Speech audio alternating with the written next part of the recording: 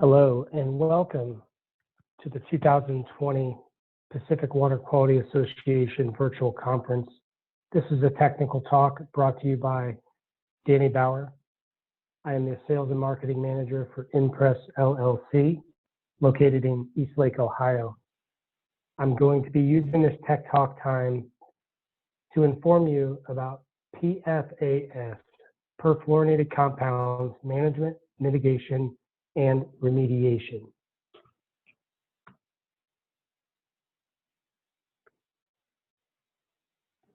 PFOA and PFOS contaminants are an emerging contaminant, and over the last 24 months have been quite studied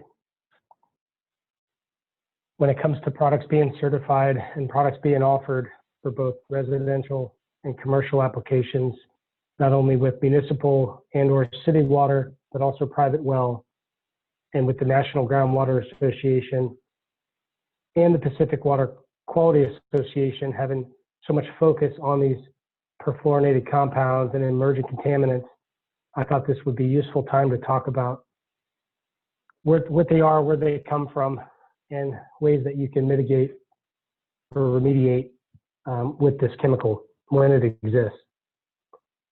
There are point of entry and point of use products that are certified systems by independent laboratories, third-party labs, to the NSF ANSI 53 standard to meet minimum standards of filtration for removing or reducing these contaminants, including flow rates, pressure drop, and other requirements for the system design like pressure.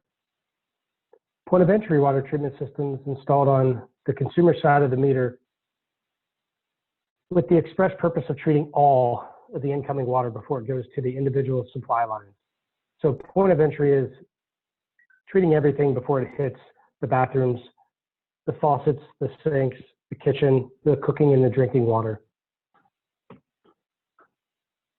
Both point of entry and point of use products and filters can be effective at reducing perfluorinated compounds and consistent with the primary prevention approach. The idea is to prevent exposure to anyone. Filtration technology implements a primary prevention approach because removing PFOA or PFOS from water at the tap prevents exposure. Ideally, a point of entry product is ideal to install so the whole house is addressed, not just at one point. Because as I'll get into, when it comes to bathing or showering in this water, it can lead to harmful down the line health considerations. So the approach would be to prevent it at all costs for everybody. Understanding the technologies required is very important. The certification process, the ANSI standards for product certification, along with filtration systems that can be implemented nationally, is a very hot topic across the country. Of this presentation and this discussion goes along with that. So from the EPA, they provide maps, images of where water comes from, how water systems work. Water sources come naturally. Water systems come from treatment locations. And then, of course, there's storage and distribution facilities as well. There's types of public water systems. There's community water systems or community wells. Many homes are fed off of those community wells. There are non-community water systems, non-transient. And then there's a very popular one nowadays with transient water systems. So this could be overseas or abroad, military installations, military facilities. Here stateside for hurricane relief, natural disasters, they can be transient water systems specifically built to address cysts, other contaminants, and specifically perfluorinated compounds. This toxic chemical dates back to the 40s and 50s, really. Common usage of these class of man-made, fully fluorinated chemical compounds. They're very resistant to heat, water, and oils. They call these the forever chemicals because they're very resistant, and they're very persistent. Different products, industrial and commercial products, are very common to have this chemical. Non-stick cookware Teflon products that are made and manufactured raw materials in carpets, stain-resistant clothing, pets, so pet sprays for any stains off of a carpet or a couch, food packaging like microwave popcorn bags, firefighting foam suppressants. That's a very large and common area where you find perfluorinated compounds. That white foam that they use to put out fires on the runways is loaded with PFOA and PFOS. And military installations are very popular right now for sites that have wells impacted and impacted with perfluorinated compounds getting into those groundwater supplies. So 1968, there was the first detection in human blood samples. The CDC survey found that PFOS, PFOA, PFHXS, and PFNA, those are different long and short chain compounds within this family of perfluorinated compounds. 98% of those blood samples were from 2003 to 2004, highly studied. And in Europe and Asia, Europe and United States, short chain polymers only. So there's many short and long chain compounds in this family. In fact, there's over 4,000.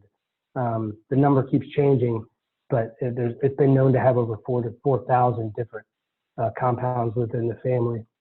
They're right in our backyard, so they're an omnipresent. Okay, they're largely invisible. They're part of our everyday lives. Again, they call them these forever chemicals. They take a long time to break down in the environment. On the left side of the screen, you'll see some abbreviations and names. These are common compounds within the PFAS family. And the PFAS is the perfluorinated compounds. They're man-made chemicals that contain carbon, fluorine, and other elements. So the family tree is PFAS. That is the family of compounds. And then on the list on the left is just a brief example of different compounds within the PFAS family.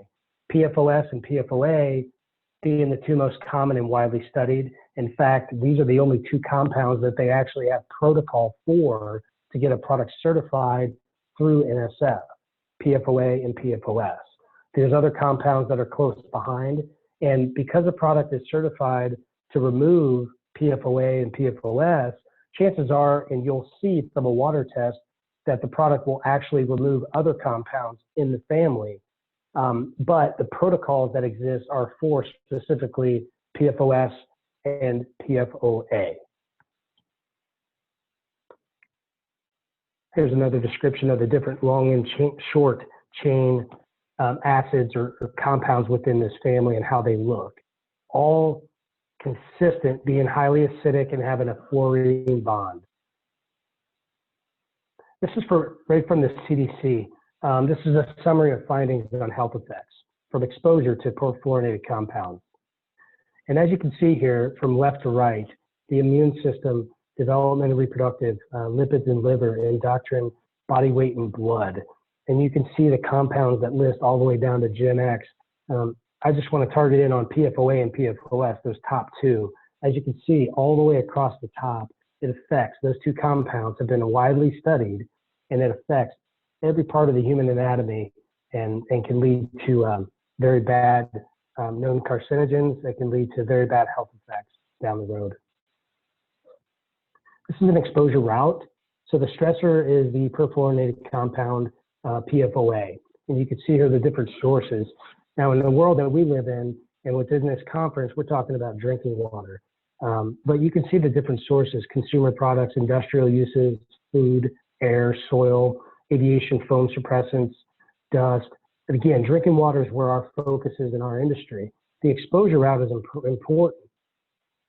All the study has been widely known to be around oral consumption of this water, but there's dermal and inhalation studies as well. With water getting on the skin, there's not a whole lot of evidence right now from dermal exposure, whether or not it leads to certain health effects like it does with oral exposure. But of course, drinking with it, cooking with it, taking a shower or bath, and the kids swallowing water, or the adults incidentally taking in water during a shower. You can see at the end point here, some of this is borderline scare. to the consumer, but liver effects, cancer, immune effects, development effects. So women, specifically pregnant women, lactating in that phase, this can have huge negative health effects. And this is right from the U.S. EPA when it comes to the risk assessment. Regulations, very important here.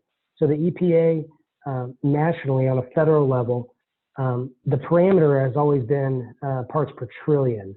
And so 70 parts per trillion has been the nationwide standard for PFOA and PFOS regulation across the country.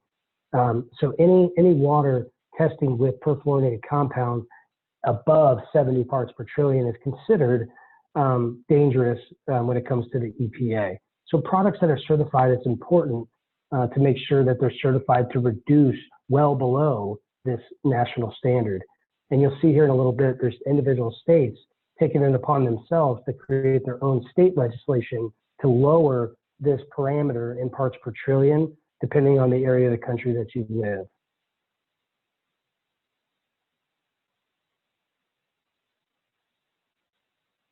Here's a PFAS cycle. This comes from the DEQ in Michigan, the Department of Environmental Quality. So as you can see, there's landfill, soil from farmland, where residential homes exist, and where and how this compound gets into the water supply. This map can be found as well, visiting yourself. A lot of these numbers have changed, but different states are taking action. You can see California is right on here. These levels have changed for PFOA and PFOS. Just keep it in mind for your individual state to remain up to date with your legislation in your state and understand where these numbers exist, because nationally it's been 70 parts per trillion, but as you can see here, some states are actually setting their own limitations down to as low as 10 parts per trillion. So the EPA and NSF have used EPA Method537 as the standard, which is the same today as NSF 53. So any product that's certified for perfluorinated compounds, they should have a stamp on it and certified to NSF ANSI 53 standards for drinking water. Point of use products. There are some point of use products available. The most common has been activated carbon to use for the absorption of and removal of this perfluorinated compound. There's gravity filters, so gravity carbon blocks that are molded, like countertop pitchers, the pitchers that you buy at the box store for your refrigerator that are all based on manufactured with granular carbon. There's inline filters using the same technology, granular carbon, and reverse osmosis units because they use granular carbon before and after the membrane is a really good product to use as a point of use. So a particular faucet or a particular area of the home. Point of entry, again, as we said, point of entry is very widely accepted because of treating the whole house, not just a kitchen faucet. There are some examples of products and certified products that exist to take care of this chemical for the whole house, or just to have a peace of mind if it ever were to come up. So when you're brushing teeth, drinking, flushing toilets, taking a shower, or bathing, point of entry products are very good to make sure that the whole house is safe. There are some exchange resins, anion exchange resins that are recommended for reducing perfluorinated compounds. There's some studies you can find on that by looking up. Most people are using inline lead lag carbon. So granular carbon, activated carbon is widely used. The question that comes down is how long is that carbon going to last? And when it does, what do you do to change out the carbon? And how does that happen? I would recommend talking to your local water treatment professional dealer to understand how that exchange works and how long it can last in your home or your customer's home when it comes to having a granular carbon system that is non-backwashing. That's important, non-backwashing, so you're not leaching or sending any compounds down the drain.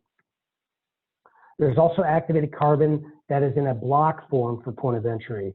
Us at ENPRESS, we actually make a product that's certified for PFOA and PFOS to the ANSI NSF 53 standard. It's called the Pioneer system. We use the activated carbon and it's a solid block. It's certified up to a point of entry flow rate for the entire home. And on the right side of the screen here, you'll see it has a notification light system that notifies the consumer when to change the carbon block for the whole house. The system is certified at up to 100,000 gallons and up to a flow rate of up to 8 gallons per minute peak flow rate. The benefit to this is that it's not using a granular carbon. There's no exchange of granular carbon, so it's very clean. It's very efficient to change out the carbon block.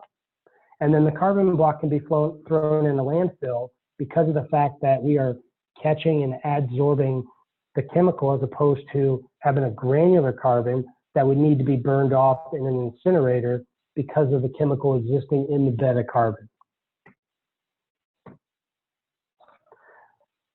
Certified systems. So our Pioneer system, for example, is certified to NSF 53 for drinking water for PFOA and PFOS. When it comes to the influent level, the challenge on this was about 20 times the health advisory level set by the EPA. For the life of the filter must reduce the influent below 70 parts per trillion to comply with the requirements of the standard. And again, in 2019, protocols were adopted into the NSF ANSI 53 standard and the reverse osmosis NSF standard 58. Any standard of PFOA and PFOS prior, like the protocol P473, was rolled into the new NSF ANSI 53 standard. And as of 2019, there was only 25 companies with numerous products certified to NSF, WQA, or IAPMO for the reduction of PFOA and PFOS. And that is a combined point of entry and point of use product layout, mostly point of use. Any questions, you can contact ENPRESS LLC. You can contact IAPMO R&T, where the products have been certified through. And you can also contact myself. Thank you for your time. Enjoy your afternoon, and I look forward to hearing from you.